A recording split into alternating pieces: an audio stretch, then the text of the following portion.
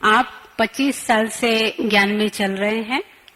आप बड़े किचन में ब्रह्मा भोजन बनाने की सेवाएं करते रहते हैं और आप सब जो मुरली के पॉइंट्स बोर्ड पर आप लोग देखते हो वो सब इनकी ही लिखत है। इन्होंने 2500 भी अधिक स्कूलों में नैतिक मूल्यों के ऊपर क्लासेस कराई हुई है। इसके अलावा भी 900 से अधिक जेलों में इन्होंने सेवाएं प्रदान की है और 3000 से अधिक आर्टिकल्स इन्होंने लिखा है और इनका जन्म बहुत वंडरफुल ढंग से हुआ है।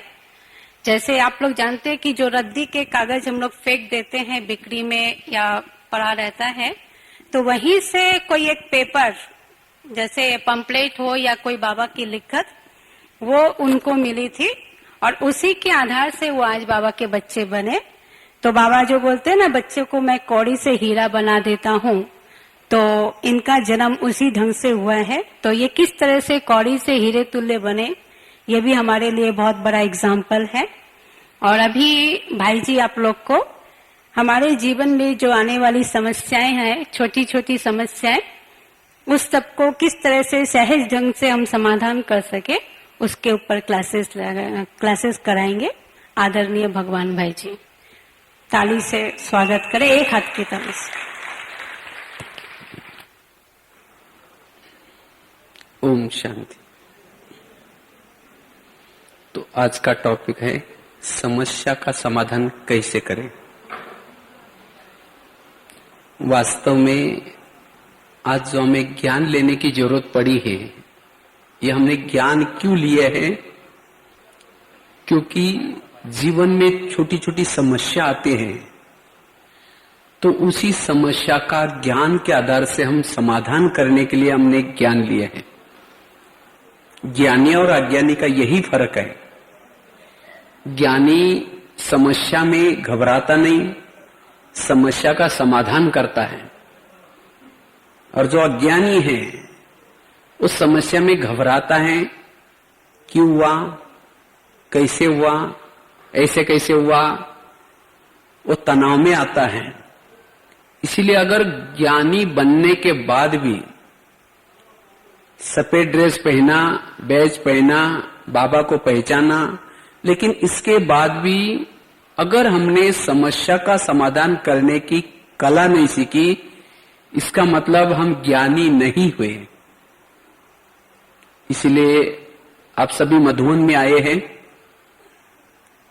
अभी यहां से वापिस जाते समय आप ऐसे हल्के होकर के यहां से जाना। आपके जीवन की जो समस्या थी उसको खत्म करके समाधान करके जाना।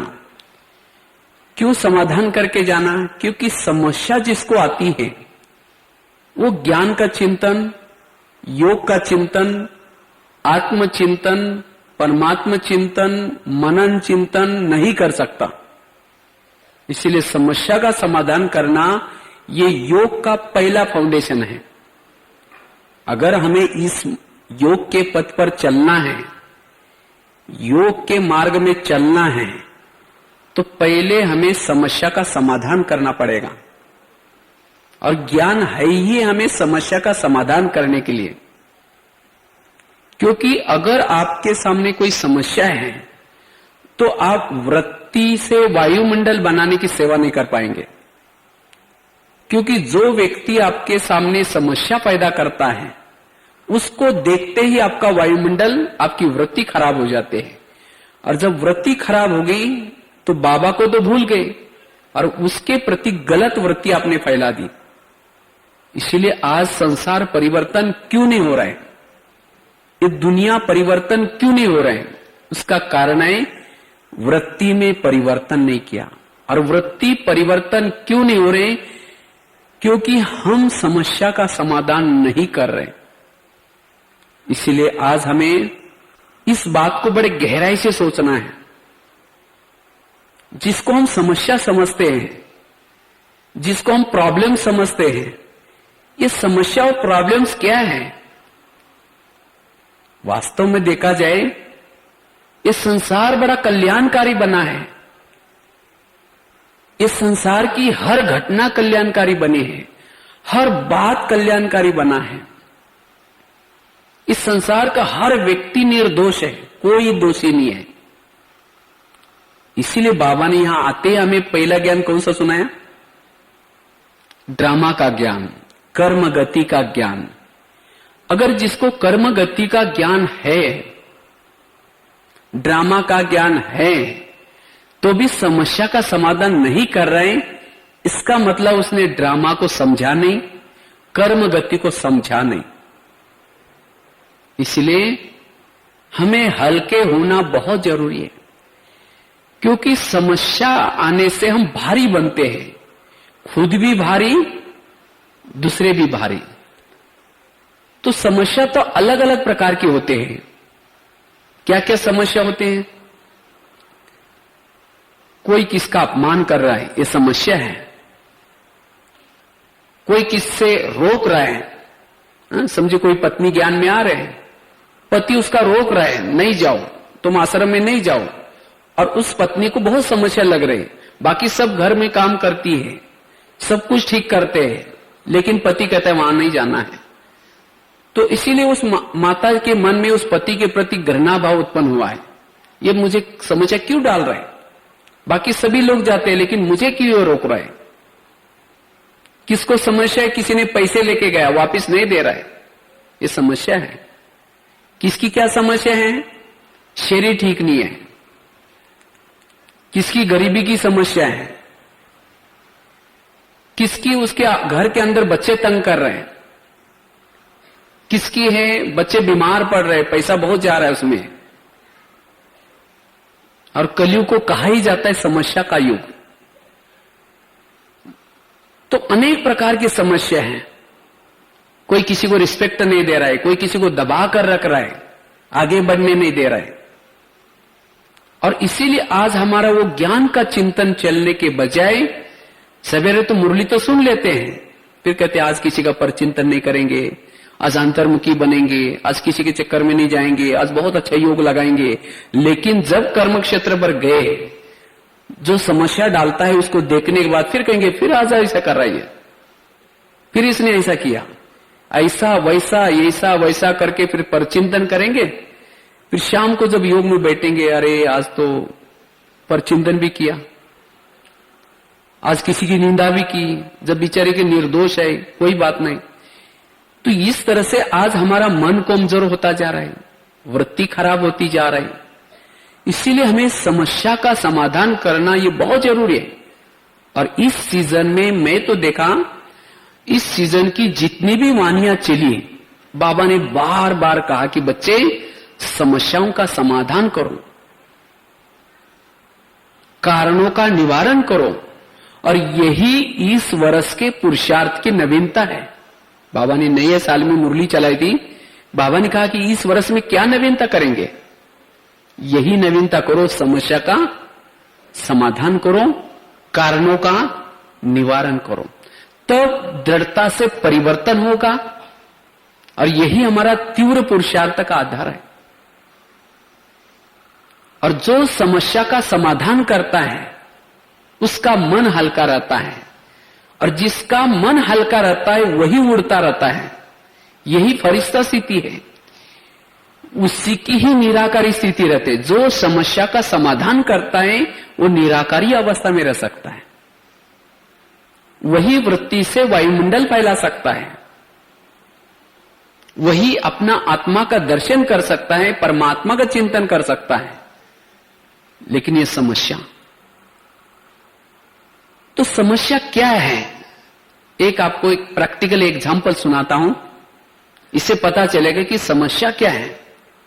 समस्या मतलब और कुछ नहीं, अनेक जन्मों में जो दूसरों के साथ जो व्यवहार किया, उस व्यवहार को अगर आपने गलत व्यवहार किया है तो गलत रूप से वो आपके साथ व्यवहार कर रहे हैं।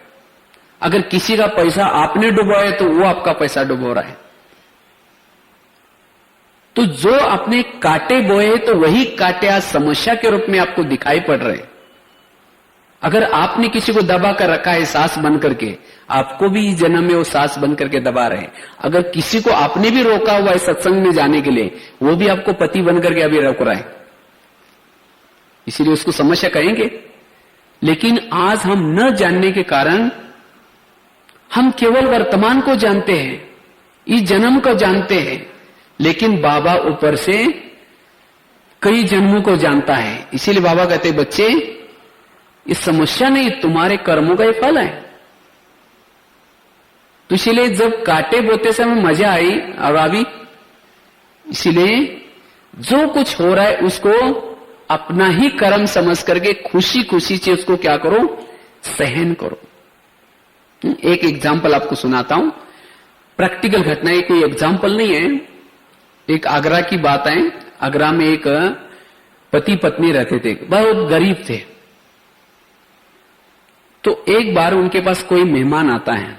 वैसे मेहमान आया था दिल्ली में खरीदारी करने के लिए, उनको काफी सारा माल खरीद करना था। उसके बाद लेकिन उसी दिन संडे था, दुकान बंद थी। तो उसने सोचा चलो मैं आगरा में जाकर के घूम के आता हूं, फिर मंडे के दिन आकर खरीदारी करूंगा। वो आगरा में आया, घूमा फिरा, लेकिन रात में उसको वही रेस्ट करना था आगरा में। तो सोचा कोई होटल में जाऊं। होटल में गया लेकिन जगह नहीं मिली। उसके पास बहुत सारा पैसा था, खरीदारी करने के लिए लाया था। अगर उसने सोचा मैं कहीं बस स्टैंड पर सो जाऊं, मेरा बैग उड़ जाएगी, अगर कहीं स्टेशन पर सो जाओ तो भी हो जाएगा। तो सोचा अभी क्या करें, होटल में तो जगह नहीं मिली। तो उसको याद आया मेरा एक मेहमान है, लेकिन वो है गरीब, लेकिन बोला कोई बात नहीं, एक रात को रहना है। तो गया उसके पास एड्रेस ढूंढ करके, तो जाकर के खाना वगैरह खाया। रात को सोने से पहले उसने अपने बैग से कपड़े निकाल रहा था। जो गरीब था उसके पत्नी ने उसके बैग को देखा तो उसमें बहुत सारे बंडल थे पैसे के। उसके मन में कुछ काला आ गया उसके प्रति। सोचते कि इसके पास इतना सारा पैसा है और हम तो गरीब है। जब रात में वो सोया था मेहमान, उस पत्नी ने एक बड़ा सा पत्थर लाकर के उसके सिर पर डाल दिया और उस मेहमान का मर्डर कर दिया। और उसको बाजू में जमुना नदी थी, यमुना, उसमें क्या क्या उसको फेंक दिया। और पति को कहा कि मैंने ऐसा काम किया। तो पति तो बहुत डर गया, कहा कि किसको अगर पता चलेगा तो, बोले हम किसी को पता ही नहीं चलने देंगे। लोगों से छिपा सकते हैं, पुलिस से छिपा सकते हैं, गवर्नमेंट से छिपा सकते हैं, लेकिन कर्मों से कोई भी छिपा नहीं सकता। आखिर उन्होंने उसी पैसे से बहुत बड़ा फ्लैट खरीद किया और बिल्डिंग बांधी। पैसे और भी बच गए। उसी पैसे से क्या किया उन्होंने, दुकान खोला, एक कार खरीद की।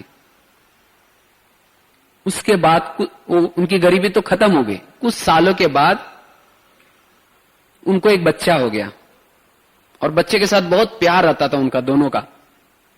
उनको कार में छोड़ना लाना ये करना, बड़ा बच्चा काफी बड़ा हो गया। कुछ साल के बाद वो बच्चा बीमार पड़ा, इतना बीमार पड़ा, उसके लिए बहुत खर्चा आ गया।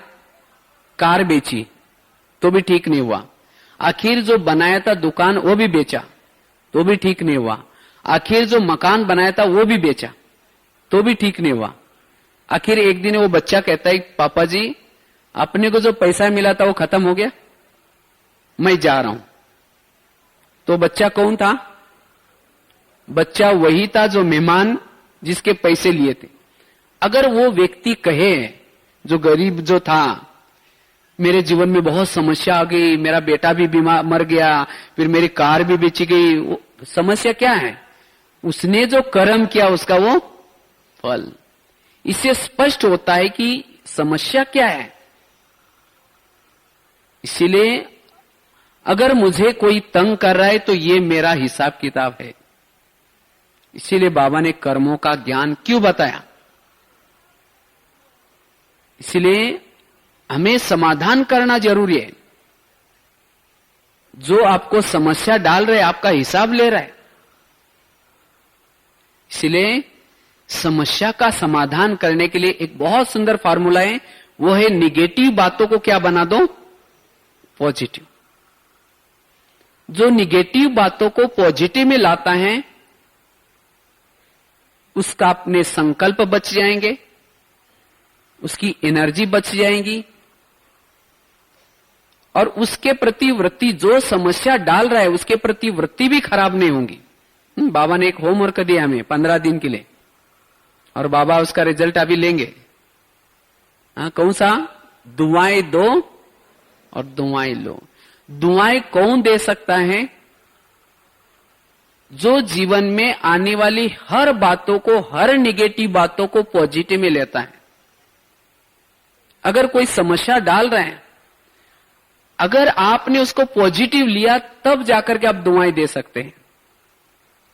दुआएं वही दे सकता है जो सहन करता है। दुआएं वही दे सकता है जिसने कर्म गति को समझा है। दुआएं वही दे सकता है जिसने धैर्यता को अपनाया है। दुआएं वही दे सकता है जिसने समाने की शक्ति को अपनाया है। दुआएं वही दे सकता है जिसके अंदर शुभ भावना का भंडार भरपूर है। दुआएं वही दे सकता है जिसके अंदर कंट्रोलिंग पावर है। इसलिए कर्म गति को समझना ये बहुत जरूरी है। और जिन्होंने कर्म गति को समझा है, ना उसको घर की कोई समस्या लग रहे, ना उसके कोई पड़ोसी की समस्या लग रहे, उसको जीवन का आनंद लेगा। वो समस्या नहीं लग रही लेकिन खेल लग रहा है। इसीलिए समस्या का समाधान करना बहुत जरूरी है। नहीं तो आज दुनिया में भी यही चल रहा है। आज अंतिम समय क्या चल रहे हैं, जिसको कहते हैं समस्या में तनाव पैदा हो रहा है। दुनिया में क्या करते हैं, जिसको तनाव आता है वो शराब पीता है, या फिर गुस्से से मर्डर करता है, बदला लेता है, या फिर क्या करता है, स्वयं को सुसाइड करता है। लेकिन ब्राह्मणों को जब समस्या आते हैं, बदवाई देना शुरू करेंगे, उसे बात करना बंद करेंगे, संगठन से अलग हो जाएंगे, मुरली सुनना छोड़ देंगे, पर चिंतन करेंगे, औरों को सुनाएंगे मेरे को ऐसी समस्या है। फिर मधुबन में भी लेटर लिखेंगे, जोनल इंचार्ज को भी लेटर लिखेंगे, ब्राह्मणों को, और इसी में चिंतन चल रहा है। इसका मतलब जिसने ये ड्रामा रचा उसके ऊपर विश्वास नहीं है अभी तक।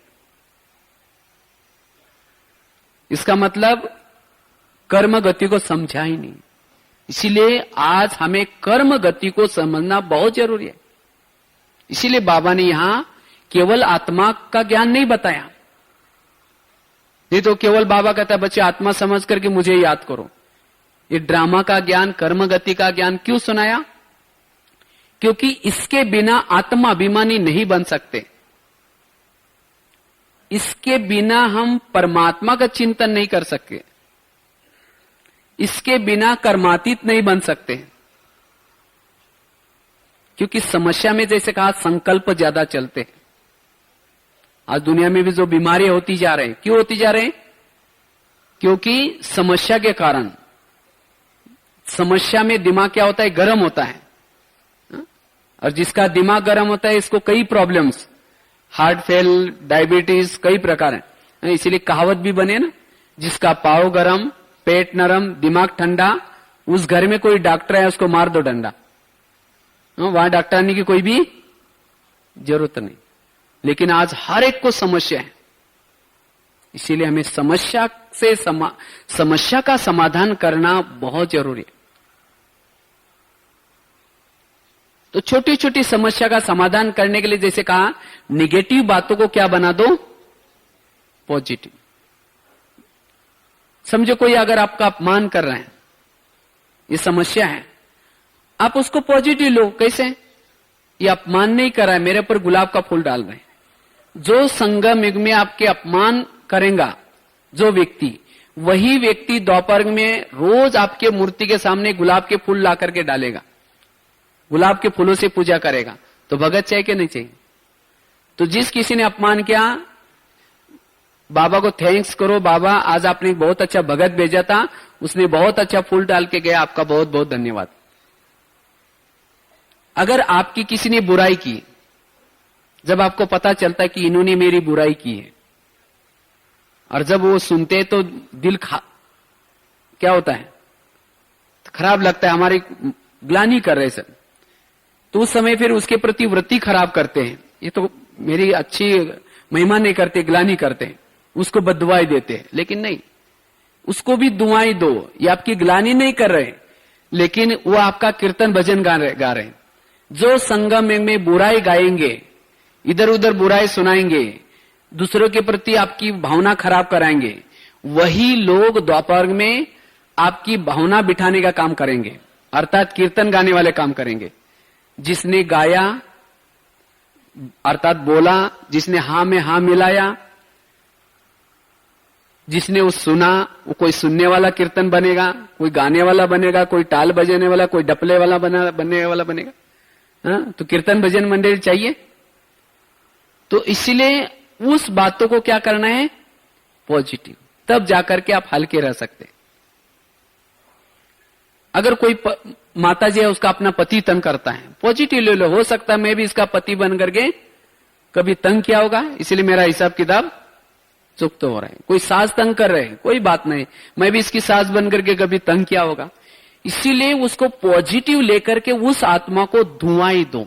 दुआएं देने से वो आत्मा में परिवर्तन आ सकता है। इधर उधर सुनाने से, फैलाने से वो बात और बढ़ सकती है और दुश्मनी हो सकती है। इसीलिए बाबा ने कहा कि बच्चे, कोई कैसा भी हो, आप उसको दुआएं दो। तो इसीलिए समस्या का हमें क्या करना है, समाधान करना है, तब जाकर के हमारे संकल्प बच जाएंगे। इसलिए बाबा ने इस सीजन में बहुत अच्छी एक मुरली में कहा, बच्चों को चाबी भी दी है खजाना की, और चाबी का नंबर भी बताया है। कितना नंबर है, 3 बिंदु, ड्रामा बिंदु, आत्मा बिंदु और परमात्मा बिंदु। जैसे आजकल ताले निकले ना, वो राउंड में नंबर होते हैं उसके, 0 से लेकर के 9 तक, 0 से 9 तक, 0 से 9 तक, और उसमें कंपनी का नंबर होता है। समझो उस ताले का नंबर है 521, तो एरो के नीचे कितना मिलाना पड़ेगा, 5, 2, 1, नीचे की लाइन का 1, बीच का लाइन का 2 और ऊपर का 5। जब एरो के नीचे मिलाएंगे तब ताला खुलेगा और खजाना आप ले सकते। इसी तरह बाबा के पास जो खजाना है उसको लेना है, उसका नंबर है 3 बिंदु, ड्रामा बिंदु, आत्मा बिंदु, परमात्मा बिंदु। तो जब भी हम योग में बैठते तो हम क्या करते हैं, शुरू तो करते हैं मैं आत्मा हूं, शांत स्वरूप हूं, फिर कहेगी मेरे को उन्होंने क्यों बोला, मेरे को ऐसा क्यों बोला, माना 0 लगाने के बजाय 9 नंबर 6 नंबर मिला रहे। क्योंकि जब आप सारा दिन के जो विघ्नों का, ये समस्या का जब चिंतन करते हैं तो आपके संकल्प व्यर्थ जाते हैं, और जिसके संकल्प व्यर्थ जाते हैं वो आत्मा बिंदु की अनुभूति नहीं कर पाता, और जिन्होंने आत्मा बिंदु की अनुभूति नहीं की वो परमात्मा बिंदु की अनुभूति नहीं कर पाएगा। और इसीलिए आज परमात्मा की अनुभूति क्यों नहीं हो रहे, क्योंकि समस्या का पॉइंट नहीं लगा रहे। योग मतलब ऐसा नहीं कि सारा दिन कुछ भी करो, कुछ भी सोचो और शाम को आकर के बाबा बाबा करते रहो। सारा दिन जिन्होंने ड्रामा की बिंदी लगाई है, समस्या का समाधान किया है, उसकी एनर्जी बचेगी, संकल्प बचेंगे, और उसी संकल्प, उसी स्थिति का नाम है सोल कॉन्शियस।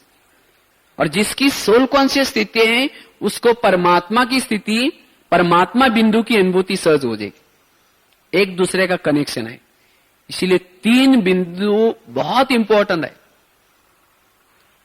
इसीलिए पॉजिटिव सोचना बहुत जरूरी है।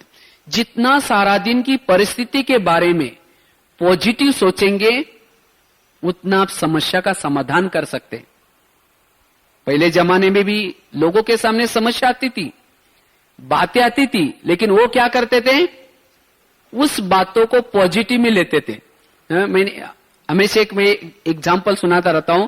एक महाराष्ट्र में एक संत थे जिनका नाम था संत तुकाराम महाराज, आप लोगों ने भी सुना होगा। कहते वो बहुत भक्ति करते थे विठ्ठल की, तो गली के लोगों ने क्या किया, उस संत को भक्ति करने के लिए मना किया, तभी भी उन्होंने नहीं छोड़ा। तो सभी लोगों ने एक दिन पकड़ करके उसके गले में सब्जियों की माला पहना दी, बैंगन, टमाटर, आलू, मटर, सभी सब्जियों की माला बना करके, और उस संत के बाल उतार करके हल्दी का लेप लगा दिया, और मुंह काला करके क्या किया, उस संत को एक गधे पर उल्टा मुंह करके बिठाया और उसको गली गली में घुमाया। इतना भी नहीं छोड़ा, जहां उनकी पत्नी रहती थी वहां तक लेके आए, और पत्नी को अंदर से बुला करके कहा कि इनको हमने बहुत समझाया लेकिन नहीं माना। जब उसकी पत्नी देखती है मेरे पति का साथ ऐसा किया तो उसको गुस्सा आता है, सभी लोगों को गाली देते। तो उस समय उस संत अपनी सब्जी की माला दिखा करके बोलते हैं, बेचारे को गाली क्यों दे रहे हैं, ये लोगों ने तो अपने लिए 8 दिन के लिए सब्जी ला कर दी है। और कहा कि इनको गाली क्यों देते, मैंने तो अपना गांव देखा ही नहीं था, आज ये लोगों ने अच्छी तरह मुझे गली गली में घुमा करके लाया है, घर घर, इनको गाली क्यों देते।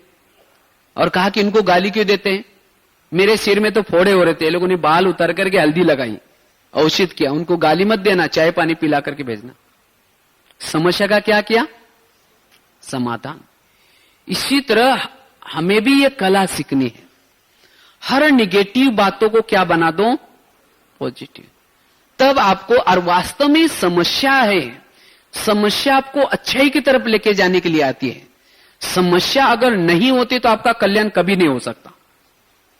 समस्या ने तो आपका कल्याण कराया, तो समस्या से क्यों घबराते। इसीलिए गीता का टोटल सार क्या है, जो हुआ अच्छा हुआ, जो हो रहा है अच्छा हो रहा है, जो होगा वो भी अच्छा। इसी तरह हमारे इस ज्ञान का भी टोटल सार है, जो हुआ अच्छा। अगर आपके जीवन की जो आज तक जो बीती हुई समस्या, अगर वो समस्या नहीं आती, क्या आप यहां आते। क्योंकि जब व्यक्ति को समस्या आते हैं तब उसको अशांति होते, तो शांति के लिए कुछ ना कुछ भक्ति करता है, मंदिरों में जाता है, उपराम होता है। इसी तरह जब हमारे जीवन में समस्या आई तो हम भक्ति करना शुरू किया, और भक्ति का फल देने के लिए फिर बाबा आया, और इसलिए ज्ञान मिला, ज्ञान मिला, इतना अच्छा परिवार मिला, दादियों से मिले, मधुवन में मिले। अगर वो समस्या नहीं आती तो क्या यहां आते। इसीलिए हमारे समस्या का बड़ा धन्यवाद, जिन्होंने हमें इतना अच्छा श्रेष्ठ ज्ञान दिलाया, और जिसके कारण हम सतयुग में जा रहे हैं। तो जो आई उन समस्या ने तो कल्याण किया, लेकिन अभी जो समस्या आ रहे, क्या ये कल्याण नहीं करेंगे, विश्वास नहीं है। और बाबा ने जो खेल रचाया है, ये खेल बड़ा कल्याणकारी रचा हुआ है। अगर आपका कोई पड़ोसी तंग करने वाला नहीं होता तो पिछले जन्म का हिसाब किताब कैसा होता, चुक्त। उसके लिए एक्स्ट्रा तो आप योग तो लगाते नहीं, इसीलिए वो चुक्त कर रहा है समस्या करके। समस्या को सहन करने से भी विकर्म विनाश होते, याद रखना है। केवल योग लगाने से सहन विकर्म विनाश होते ऐसे नहीं, लेकिन कोई समस्या डाल रहा है, अगर आपने उसको सहन किया, कई दिनों के विकर्म विनाश हो गए, आप हल्के हो गए। इसीलिए समस्या को समाधान करके विकर्म विनाश करना है, न कि इधर उधर फैला करके, और विकर्म बन जाते हैं। और अगर आपको अभी समस्या नहीं आती तो आप कर्मातीत कभी नहीं बनते। जैसे बता ना, किसी माता को अगर पति तंग करता है, अगर वो पति तंग नहीं करेगा, उस माता का योग उससे लगेगा, कहेगा मेरा पति बहुत अच्छा है, कभी तंग नहीं करता, उसका योग भी फिर ज्यादा नहीं लगेगा। जितना वो पति तंग कर रहा है, सास तंग करे, उतना वो उपराम होती जा रहे हैं। इसीलिए बाबा कहते हैं ना, जो बांधेल या माता है उनका योग मेरे से ज्यादा होता है, और जिसको कोई बंधन नहीं, कोई समस्या नहीं, ज्यादा योग नहीं लगता फिर। इसीलिए भाग्यशाली आत्माएं वो हैं जिनके सामने समस्या आते हैं। जिनके सामने कोई समस्या नहीं आती, उनका योग ठीक नहीं है, वो पुरुषार्थ ठीक नहीं कर रहे। अगर समस्या ज्यादा आते रहे, इसका मतलब आपका योग बहुत अच्छा लग रहा है। क्योंकि जो बच्चे स्टडी करते हैं उनकी नौकरी अच्छी लगती है, परीक्षा ज्यादा देते हैं। अगर परीक्षा के समय रोएंगे तो नौकरी लगेगी। इसीलिए बाबा कहते बच्चे समस्या का समाधान करो। नहीं तो कई समस्या से तंग होकर के जो समस्या डालता है उसको बदवाई देते, इसके कारण इसका सत्यानाश हो जाए, ये तो मुझे तंग कर रहे हैं। लेकिन नहीं, ये सोचो कि ये तो मुझे कर्मातीत बना करके छोड़ेंगे, पॉजिटिव लो। इसीलिए उसको दुआ, क्योंकि जब हम कई बदवाएं देते तो हमारी काफी सारी एनर्जी उस बदवा में चली जाते, हम खाली हो जाते। बदवाई एक अग्नि है जिसमें पाप पुण्य कर्म भस्म हो जाते, बदवाओं में पुण्य कर्म भस्म होते। इसीलिए कभी भी किसी को बदवाएं नहीं दो, धैर्यता रखो। जो समस्या डाल रहे हैं वो आपके विकर्मों को विनाश कर रहा है, इसीलिए धैर्यता। मेरे को किसी ने एसएमएस भेजा था, जब समस्या दरवाजा ठकठकाने के लिए आती है तो तुम दरवाजा खोलने के लिए किसको भेजो? धैर्यता को भेजो। मना कोई भी समस्या जब आती है आप धैर्यता लो, वो समस्या खत्म हो सकते। इसीलिए हमें समस्या का क्या करना है? समाधान करना है। एक माताजी की बात एक मैं सुनी, और जिस समय निकाला फिर उसको, उसके बाद उसको तो पश्चाताप हुआ क्योंकि गुस्सा आया था उसको। बाद में इतनी उपराम हो गई, फिर भक्ति करने लगी, फिर बाद में बाबा का ज्ञान मिला और बाबा के ज्ञान में चलने लगी। लेकिन जब वो योग लगाती थी वही बात उसको याद आती थी। तो एक बार बाबा को उन्होंने पूछा, बाबा मुझे वो बात याद आ रही, भूलती नहीं। तो बाबा ने कहा कि बच्ची तुमने जो किया वो ठीक किया, अगर वो काम नहीं करते तो आज यहां आती नहीं, तुम्हारा पाप का घड़ा भर गया, इसके कारण तो तुम्हें भगवान मिल गया। तो कहने का मतलब कभी कभी हमें भी बीती हुई समस्या की बातें, जो कड़वाहट बातें हैं जो हम नहीं करनी थी वो याद आते हैं, और फिर हम कभी भगवान मिलने के बाद भी उस बात को याद करके नाराज हो जाते हैं, मैंने वो कैसा काम किया, मैं यहां आने के लायक भी नहीं। लेकिन नहीं, अगर वो काम नहीं करते तो आज यहां होते ही नहीं। इसीलिए कहते हैं ना, पापी का पाप का घड़ा भरने के बाद आपको वो करना ही था, अगर नहीं करते तो आपका घड़ा भरता नहीं। इसके कारण भगवान को अवतरण करने के लिए निमित्त बनाओ। इसीलिए जो हुआ अच्छा हुआ। और समस्या तो सबके सामने है, बातें सबके सामने है।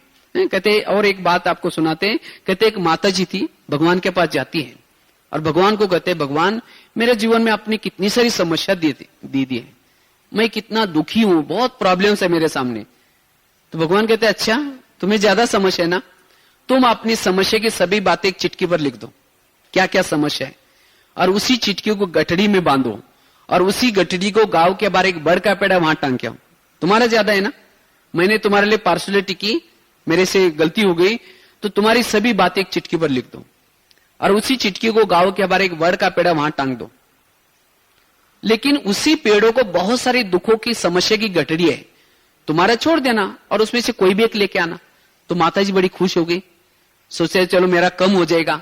अपनी सभी बातें लिखते हैं, मुझे सास बहुत तंग करते हैं, दबा करके रखती है, बहुत परेशान करते हैं, दोपहर को घूमने में नहीं जाती, जाने देती, जो जो उसको सास जो करती है वो सब लिख देती और उसको गठड़ी में बांधते हैं, टांग के आते हैं।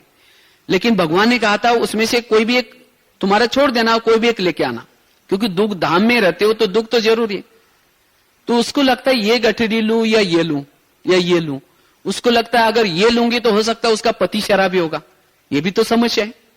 अगर ये लोगे तो हो सकता है उसकी पड़ोसनी तंग करने वाली होगी, ये भी तो समस्या है।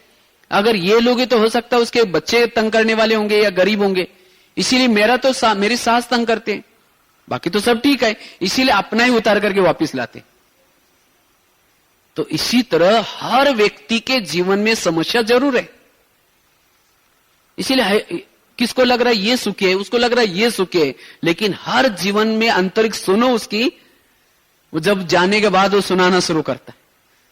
लेकिन और हर एक की जो भगवान ने जो समस्या गिफ्ट रूप में उसको दी है, अगर नई समस्या होती तो उसका कल्याण नहीं होता। इसलिए समस्या का क्या करो?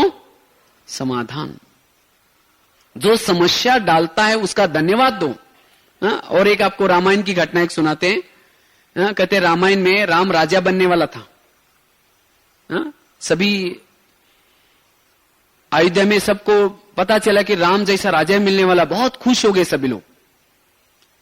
लेकिन जब मंत्रा को पता चलता है तो कैकेयी के पास जाते हैं और कैकेयी को बोलते हैं, कैकेयी तुम तो बुद्धू है, तुम्हारा बेटा तो ऐसा ही रह गया और तुम राम को राजा बना रहे, तुम्हारे लिए रात बाकी है, तुम सोचो, तुम्हारे लिए वचन भी दिया था, तुमने मुझे बोला था, दशरथ ने वचन दिया है, आज वो वचन लेने का चांस है, जाओ। उसकी बुद्धि को क्या क्या पलटा दिया और रामायण उल्टा हो गया सवेरे। राम राजा होने के बजाय कहां भेज दिया? वनवा में। और वनवा में जाने के बाद कितना उसको सीता चोरी होगी, क्या क्या। और जब हम रामायण कभी देखते हैं, जब मंत्र, और किसके कारण हो गया सब? मंत्रा के कारण। तो मंत्रा को देखने के बाद हमारी भावना क्या हो जाएगी? अच्छी रहेगी या बुरी रहेगी? उसको देखने के बाद कहेंगे देखो उसके कारण बेचारा को इतना, उसने जो किया ठीक किया। अगर वो मंत्रा रात के समय वो काम नहीं करती तो राम राजा बन करके बैठता, उसकी सीता चोरी नहीं होती, सीता चोरी नहीं होती तो रावण को नहीं मारता, रावण को नहीं मारता तो उसकी राम की कोई महिमा नहीं होती। केवल मंत्रा के कारण उसकी इतनी महिमा है। यह है पॉजिटिव दृष्टिकोण। इसी तरह आज मेरे जीवन में भी कोई मंत्रा का पार्ट बजाए, मेरी यहां से उल्टी सुल्टी दूसरों को सुना करके यहां से ट्रांसफर वहां करे, या मेरे गली में कहीं किसी से झगड़े लगा करके घर में मेरी घर को तोड़े, ऐसी मंत्रा को भी दुआएं देनी है। अगर वो मंत्रा ऐसा काम नहीं करती तो हो सकता हम उसी गली में रहते, दूसरे गली में नहीं जाते, वहां ज्ञान नहीं मिलता, और जब ज्ञान नहीं मिलता तो परिवार नहीं मिलता। तो ऐसी मंत्रा को भी क्या करना है? दुआएं देना है। लेकिन हम क्या करते हैं? उंगली तोड़ करके कहेंगे इसका सत्यानाश हो गया, इसके कारण ऐसा हो गया, फिर इतना सबको सुनाएंगे इसके कारण ऐसा हो गया। और हर एक के जीवन में कोई ना कोई एक मंत्रा तो जरूर होती है, और वो मंत्रा ने वही आपकी असली भगत है, और वो भी आपके घर के पड़ोस में है। और उसको देखते हमारा पुरुषार्थ ढीला हो जाता है। कहते ये यहां से चली जाए, मैं बहुत अच्छा योग लगा सकती हूं, इसके कारण मेरा योग नहीं लगता। मुरली तो सुन ली, बहुत अच्छा ये किया, लेकिन उसको देखते ही स्मृति आ जाते हैं और हमारी वृत्ति खराब हो जाते हैं, उससे वाइब्रेशन भी खराब शुरू हो जाते हैं। इसीलिए हमें उस आत्मा के प्रति क्या करना है? पॉजिटिव दृष्टिकोण बनाना है। और सचमुच अगर वो आत्मा आपके साथ ऐसा नहीं करती तो आप उपराम नहीं बनते, उसके कारण ही आपका कल्याण हो रहा है। इसीलिए उसी भगत को दुआएं दो, कभी बदुआएं नहीं दो। रहना तो वहीं रहना है, आपका हिसाब किताब उसी गली में है, उसी ऑफिस में है, उसी के साथ में है। तो इसीलिए उसके प्रति वृत्ति को स्वच्छ बना दो। पिछले बार बाबा ने वृत्ति की वाणी चलाई, और इसके कारण आज हमारे संकल्प व्यर्थ जा रहे, बोल व्यर्थ जा रहे, क्योंकि समस्या जिसको आती है, जैसे कोई खाना खाने के बाद जो खाना डाइजेस्ट नहीं होता उसको क्या करता हूं? उल्टी करता है।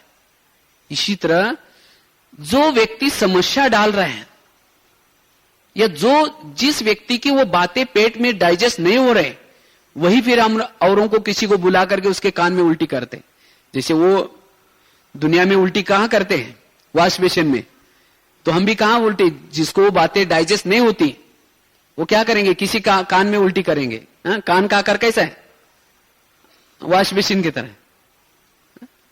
तो इसलिए, और जो उल्टी करता है फिजिकली, उसका तबियत अच्छा नहीं होता, उसकी तबियत ठीक नहीं होती, वो कमजोर बनता रहता है। इसी तरह जो समस्या की बातें आते हैं और औरों को सुनाता रहता है, उल्टी करता रहता है, वो कमजोर आत्मा बनती जाती है।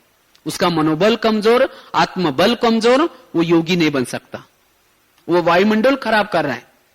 इसीलिए डाइजेस्ट करना सीखो, हर बातों के व्यवहार को डाइजेस्ट करो।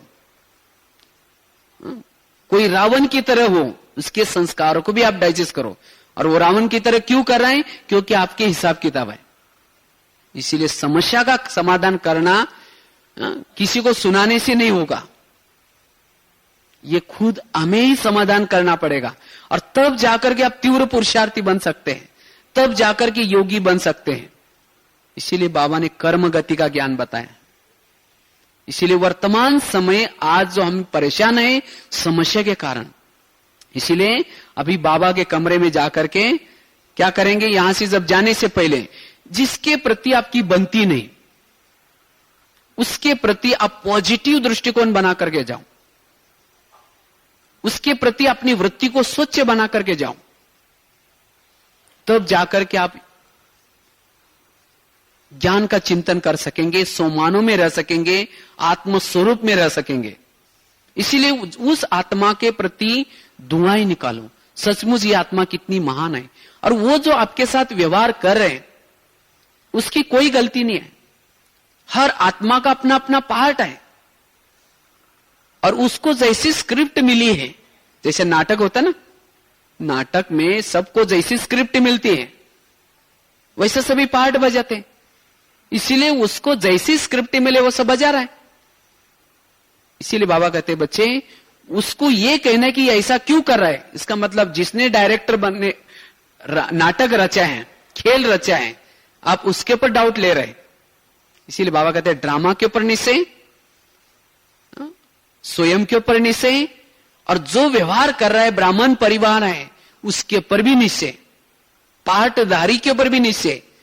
तब जाकर के आप एकाग्र बन सकते हैं, तब एकांतवासी बन सकेंगे, तब अंतर्मुखी बन सकेंगे। इसलिए समस्या का समाधान करना जरूरी, चाहे घर की समस्या हो, चाहे ब्राह्मणों की समस्या हो, कोई भी समस्या हो, लेकिन खुद ही हमें क्या करना है, उसका समाधान करना है।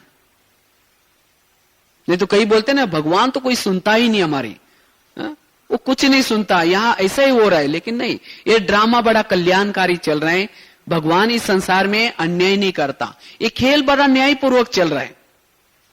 नहीं तो कई सोचते हैं, कभी कभी किसी का क्या होता है, विश्वास टल जाता है, ये सामने वाला व्यक्ति इतना खराब है, इतना खराब कर्म कर रहा है, तो भी भगवान ने सब कुछ उसको ही दिया है। इसीलिए हमें लगता है कि हम भी अगर ऐसे रहेंगे तो हम खत्म हो जाएंगे, इसीलिए हम कभी अपना मार्ग छोड़ देते हैं। लेकिन नहीं, बाबा तो कहता है अगर आप सच्चे हैं, मैं सदा तुम्हारे साथ हूं, तुम्हें घबराने की कोई जरूरत नहीं, आप सच रहो, चाहे कुछ भी आ जाए, समस्या आ जाए, लेकिन उसको सहन करो। इसीलिए सहन करने का गुण सबसे ऊंचा गुण कहा गया है।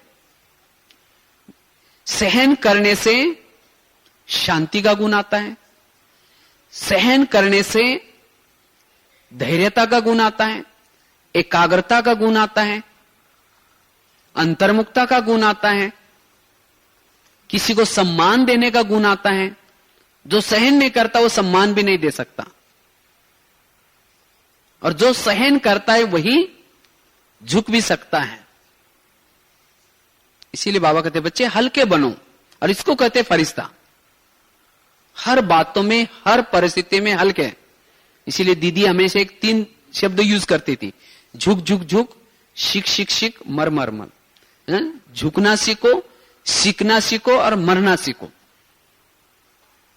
इसलिए समस्या का समाधान हमें करने का पाठ यहां से, और इस वर्ष में तो आगे चलकर तो बहुत समस्या आएंगी। अभी तो एक एक समस्या बाबा भेज रहा है, जाओ उसकी परीक्षा लो। आगे चल करके चारों तरफ से समस्या आएंगी, क्या करेंगे। अभी तो व्यक्ति की तरफ से कभी आती है, कभी प्रकृति के तरफ से आती है, कभी विकारों के तरफ से आती है। आगे चल करके एक साथ चारों तरफ से समस्या आएंगी, क्या करेंगे, किसको सुनाएंगे। इसीलिए बाबा कहते बच्चे समाधान स्वरूप बन करके रहो। अभी आपके पास ज्ञान होना जरूरी है। जब कोई व्यक्ति मेरे लिए समस्या बनकर के आता है, मैं उस समय अपनी स्थिति को मेंटेन कैसे करूं।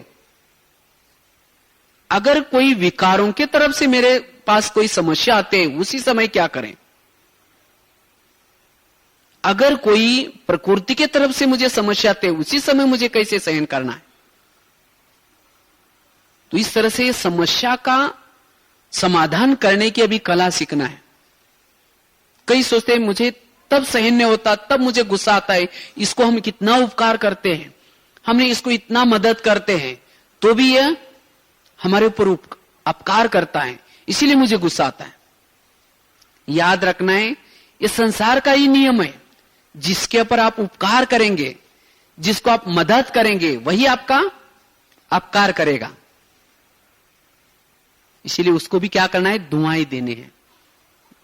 जैसे देखो बाबा की भी प्रैक्टिकल अब देखेंगे, शिव बाबा की अगर लाइफ स्टोरी देखेंगे, माना प्रैक्टिकल देखेंगे, शिव बाबा ने तो आज निराकारी स्थिति में रहता है, उसको भगवान कहा, सबसे बड़ा कहा। क्यों कहा? क्योंकि सबसे ज्यादा समस्या तो किसके पास आई है? बाबा के पास। आप कहेंगे बाबा के पास क्या समस्या आई? जिन लोगों का बाबा ने भला किया ना, हम लोगों का, ब्राह्मणों का भला, संगम युग में आया, इतना अच्छा ज्ञान सुनाया, इतनी अच्छी पालना दी, इतना अच्छा देवी देवता बनाया, लेकिन सतयुग में जाकर के बाबा को याद करते, भूल गए। लेकिन द्वापर युग में जाकर के गाली देना शुरू किया, हे भगवान तुम कुत्ते में, बिल्ली में, टिक्कर में, बोला, वो भी ढोल बजा करके बोला। क्या उसी बातों को बाबा ने सुना नहीं होगा? कई लोग सोचते भक्ति की, भक्ति कौन सी भक्ति? अगर हमें भी कोई कहे आप कुत्ते में, कितना गुस्सा आएगा अंदर से। अगर इतनी बड़ी शक्ति को अगर कहा और उसके पास पावर है, अगर कोई गाली देता उसको जला भी सके, लेकिन बाबा ने क्या किया? उसको सहन किया, समाया अंदर। और ये भी नहीं सोचा जब मैं नीचे हो जाऊंगा, जिन्होंने मेरे पर अपकार किए, गाली दी, मैं कभी उनको देवता नहीं बनाऊंगा, इस कल्प में कोई नए लोगों को बनाऊंगा, सोचा। और ये भी नहीं सोचा जब नीचे जाऊंगा, जिन्होंने मेरा बुरा किया उनको पकड़ करके गला दबाऊंगा, सोचा। इसीलिए बाबा का गायन है, अपकारी पर भी उपकार करने वाला, गाली देने वालों को भी गले लगाने वाला। बाबा के गुण केवल गाते नहीं है। आज बाबा ने कहा ना, बाबा को याद करना मतलब केवल शिव बाबा करना नहीं, लेकिन बाबा को याद करना, अर्थात बाबा ने जैसे किया वैसे गुणों को लाना। आज हमें कोई गाली देता है, 15 दिन बात नहीं करेंगे, इधर मुंह करके जाएंगे। जब बाबा आता है अभी, तो क्या हमारे जो गाली देने वालों के प्रति मन में कुछ है? हाँ, ये गाली दिया था, तुम मेरी दृष्टि नहीं लो, बोलता है। कितना अंदर सोच। इसीलिए बाबा निराकारी अवस्था में रहता है। आज हम निराकारी अवस्था में क्यों नहीं रहते? क्योंकि हमारी हर एक के प्रति वृत्ति खराब। जो गाली देता है खास तो उसके प्रति वृत्ति खराब रहती है, और इसीलिए हमारी एनर्जी वेस्ट हो जाते हैं, और जिसके कारण हम सोल कॉन्शियस में नहीं रहते। इसीलिए बाबा कहते बच्चे वृत्ति को स्वच्छ बना दो। इसीलिए जो ऐसे हमारे साथ व्यवहार करते हैं, ऐसे को ही दुआएं देनी है। कोई गाली देने वाला भी हो, कोई महिमा करने वाला भी हो, दोनों की प्रति वृत्ति समान हो। कोई आपके भाषा वाला हो, कोई दूसरे भाषा वाला हो, सबके लिए दृष्टि हमारी समान हो। इसको कहते एकरस। और जो एकरस रहता है वही एकाग्रचित रहता है। याद रखना है, अगर हमारी वृत्ति खराब है, वृत्ति जिसके प्रति खराब है, आप विश्व की मनसा सेवा नहीं कर सकेंगे, वायुमंडल नहीं बना सकते। वायुमंडल को रोक देगा, वो दीवार बन करके आते। इसीलिए वृत्ति को क्या करना है? स्वच्छ बनाना। अपकार करने वाले के ऊपर भी उपकार करना है। देवी होते, कोई देवी समझो, कोई देवी के मूर्ति के सामने जाकर के आप गाली दो, कोई देवी ऐसा जो वरदान हाथ के बजाय नीचे करते हैं, मुझे गाली देने वाला आ गया, चेहरा पीछे करते, मूड अप करते हैं, उस मूर्ति को गाली दो, चाहे कुछ भी करो, वही हंसता हुआ चेहरा वरदान हाथ होता है। इसी तरह अगर हमारी कोई महिमा करने वाला भी आए, कोई ग्लानि करने वाला भी आए, वही एकाग्र स्थिति। इसको कहते कर्मातीत, इसको कहते आत्माभिमानी स्थिति। अगर मुझे कोई गाली देने वाला आता है, उसके संकल्प कर चलते हैं, ये भी मेरा देहभान है, ये भी मेरी आत्माभिमानी स्थिति नहीं है। तो इसीलिए हमें क्या करना है? ऐसी स्थिति बनाने, और तब जाकर के एकाग्रचित होकर के बाबा को याद कर सकेंगे। आज जो हमारा योग नहीं लगता, कई बोलते ना, पता नहीं योग में बैठने के बाद परमधाम में ज्यादा समय टिकते ही नहीं, तो कौन सी बातें आपको नीचे लाते हैं? यही समस्या की बातें आपको नीचे लाते हैं। किसी के प्रति आपकी वृत्ति खराब है, तो वही बातें आपको नीचे लाते हैं। इसीलिए स्वच्छ बन करके बैठो। जो स्वच्छ बन करके बैठता है वही योगी बन सकता है। और बाबा कहते हैं ना, बच्चे मैं सबके दिल में बैठा हूं, लेकिन किसके दिल में बाबा बैठता है? बस तो इसलिए किसके दिल में बाबा बैठता है? जिसका दिल स्वच्छ और साफ हो। इसीलिए हमें क्या करना है? अपने वृत्ति को स्वच्छ और साफ बनाना है। इसके लिए हमें निगेटिव बातों को क्या बनाना है? पॉजिटिव बनाना है। इसीलिए समस्या का समाधान। तो ठीक है, यहां से मधुवन से जाने से पहले हमें ये पाठ पक्का करके जाना है, तब हमारा योग भी लगेगा, हम योगी बन सकेंगे। इसी के साथ धन्यवाद। ओम शांति।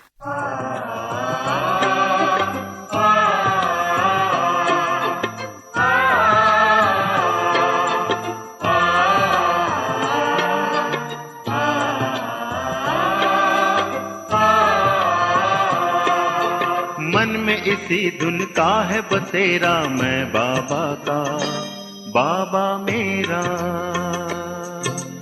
मन में इसी धुन का है बसेरा, मैं बाबा का बाबा मेरा। सुख शांति का मर्म सुनहरा, मैं बाबा का बाबा मेरा। मन में इसी धुन का है बसेरा, मैं बाबा का बाबा मेरा।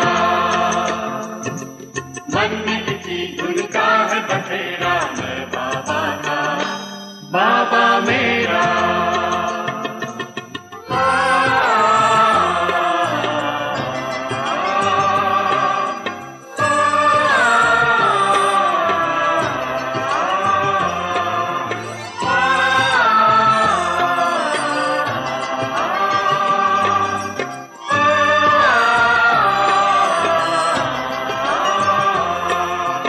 जिसने जीवन दान दिया, लाखों है एहसान किया। रचता रचना के परिचय का हमको अनुपम ज्ञान दिया। जिसने जीवन दान दिया, लाखों है एहसान किया। रचता रचना के परिचय का हमको अनुपम ज्ञान दिया। ज्योति बिंदु ने किया सवेरा, मैं बाबा का बाबा मेरा। ज्योति बिंदु ने किया सवेरा, मैं बाबा का बाबा मेरा।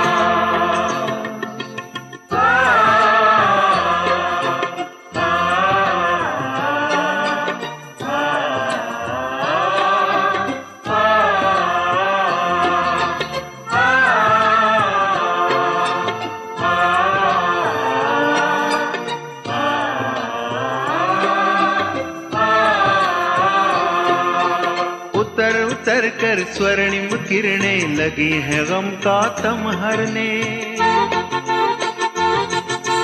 प्रेम का परमानंद लिए है लगी भुवन पावन करने।